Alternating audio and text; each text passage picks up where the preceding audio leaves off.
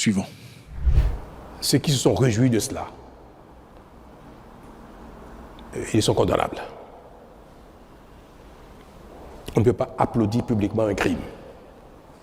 Même moi-même, j'ai pas eu peur d'être avec la garde républicaine, parce que je savais très bien que jamais cela ne prospérerait, que nous ferons face.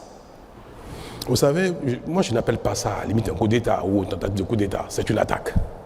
Parce qu'un coup d'État, se saisir du pouvoir d'État requiert, certes, qu'il y ait une attaque du genre, mais qu'il y ait la possibilité que les différents corps d'armes se rallient.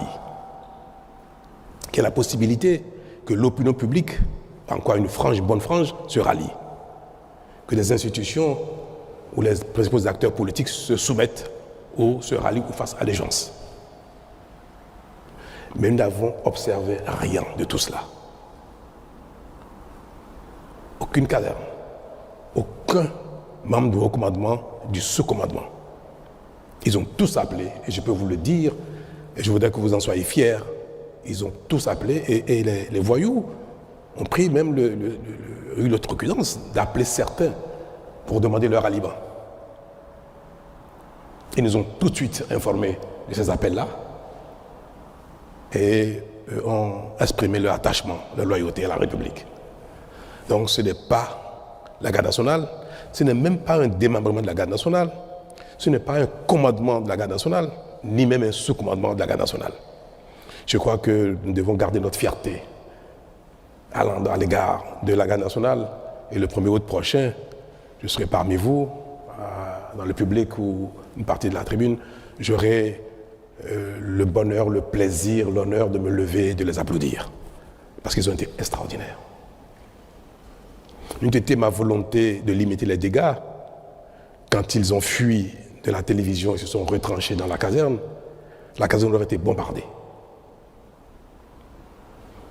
Les renforts qui sont venus d'Alada, de la garde nationale, et de Ouida étaient en position de bombarder le camp de retraite, c'est-à-dire Tobin. Nous avons imaginé ce que ça aurait engendré comme dégâts humains, aussi bien dans la caserne que hors de la caserne. Parce qu'il y a eu beaucoup de jeunes soldats en formation qui n'étaient pas avec eux, mais qui ont embarqué. Vous avez dû le constater dans la vidéo qui a circulé à l'occasion de leur prise éphémère de la télévision. Et il disait, je crois, il n'est pas avec nous, bien suis-le, suis-le. C'était même ridicule.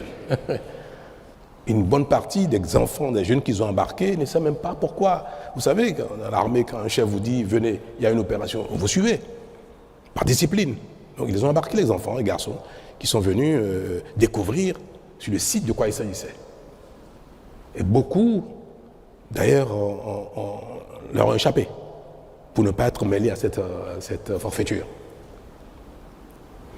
Alors, mes très chers, notez que l'armée béninoise et la garde nationale ont joué leur rôle et je continue de le garder, je continue d'être fier à leur égard. Ben non, je n'ai pas de secret. C'est la nation entière qui, comme je viens de le dire, n'est plus à ce stade du tout. Le Bénin, j'aime bien le dire, c'est peut-être un peu prétentieux, mais le Bénin est déjà notre pays dans notre sous-région. Et certes, il y a eu des failles, c'est vrai. Je manquerais de sincérité si je ne vous l'avoue pas.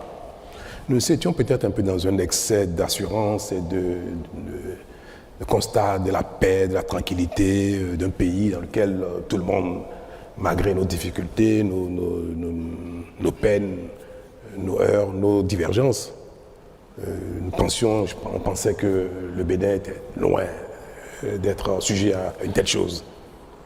Vous savez, si on prend les grands pays dans lesquels ce genre de choses ne sont plus envisageables, les pays d'Europe, développés, les États-Unis, Canada et consorts, ce n'est pas une telle idée qui manquerait à certains de leurs ressortissants. Il y a bien des gens qui se saisissent d'armes de guerre pour aller braquer une banque, pour aller braquer une bijouterie. Mais il ne reviendrait à personne dans un pays d'aller braquer l'Élysée ou bien la Maison-Blanche. Je suis certain qu'il y a plein de gens qui, se levant le matin, ont peut-être envie de devenir président des États-Unis ou président de la France par la force. Ça, on ne peut pas dire qu'aucun Français, aucun Américain, aucun Canadien, aucun Allemand n'est capable d'avoir une telle idée folle. Tous les hommes ne sont pas identiques, quel que soit le temps, quelle que soit l'époque, quel que soit le lieu. C'est pas pour dire toujours quelques marginaux. Autant, on peut prendre des armes pour aller braquer dans ces grands pays une banque, une bijouterie. Autant, même si l'envie existe, personne ne ferait des braquer, comme je viens de dire, l'Élysée ou bien la Maison-Blanche. Pourquoi? Parce que si quelqu'un le fait, il est certain, 100% certain, que cela ne va pas prospérer. Qu'aucun corps d'armes ne suivrait. Aucun commandement ne suivrait. Le peuple ne suivrait pas. Aucune institution ne suivrait. Donc il ne pourra jamais jouir du pouvoir. Jamais. Ça peut durer 1 heure, 2 minutes, 1 semaine, même 1 mois, si c'est ceci d'armes très lourdes pour empêcher les autres corps de venir le saisir. Mais jamais celui qui penserait que ce du genre qu'il ferait ne jouirait du pouvoir. Dans certains pays qui ne sont pas à ce stade, si vous le faites, vous avez peut-être une chance sur 10, sur 20, sur 1000 d'en jouir. Il peut y avoir une partie de l'armée qui peut se rallier. Une partie de l'opinion peut se rallier. Des acteurs politiques peuvent se rallier. Alors quand la communauté, une nation est encore à cette étape-là, ce genre d'événement peut arriver. Mais une communauté, une nation dans laquelle tout ce que je viens de citer, les institutions, l'armée, consorts, jamais ne se rallie à une telle aventure, dans cette communauté, il n'y aura jamais de coup d'État militaire ou par la force. Jamais.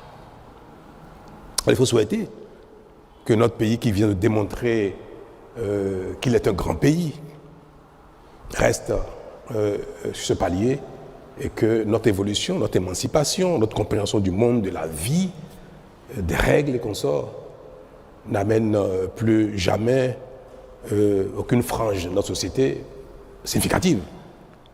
Que ce soit le peuple, que ce soit les institutions, que ce soit les armées, que personne ne puisse jamais adhérer ou faire allégeance ou approuver une telle chose. Et c'est pour ça que ceux qui ont eu le courage ou l'outrecuidance, ou c'est pas comment je vais l'appeler, de se réjouir de ça, comme je viens de dire, les marginaux ne manquent pas, nulle part au monde. Il y en a aussi au Bénin. Il y en a même parmi la classe politique. Parmi vous, il y en a. Ceux qui se sont réjouis de cela, ils sont condamnables. On ne peut pas applaudir publiquement un crime. On ne peut pas se réjouir publiquement d'un crime. Mais je pense que plus le temps passera, et plus ce genre de marginaux seront en nombre infime, pour que la nation dans sa globalité soit effectivement une très grande nation. C'est pour dire que c'est au Bénin qu'il faut, je vais dire ça, qu'il faut apporter le salut de ce qui s'est passé, c'est-à-dire que la tentative n'est pas prospérée. Moi, je n'ai pas de secret particulier. Je suis chef d'équipe pour un temps, ça va s'achever bientôt. Et nos actions ne portent que parce que les Béninois adhèrent à ce que nous faisons, malgré les divergences qu'on peut observer ici et là. Nous ne pourrons pas dire qu'aucun Béninois n'aura jamais, plus jamais une telle idée, mais il ne faudrait pas que l'idée puisse prospérer à ce point. Même si très vite, nous avons eu le dessus. Ils ont été chassés de la maison, vaillamment. Même moi-même, j'ai pas eu peur d'être avec la garde républicaine, parce que je savais très bien que jamais cela ne prospérerait, que nous ferons face. Faites-nous savoir ce que vous en pensez. Faites-moi savoir ce que vous en pensez.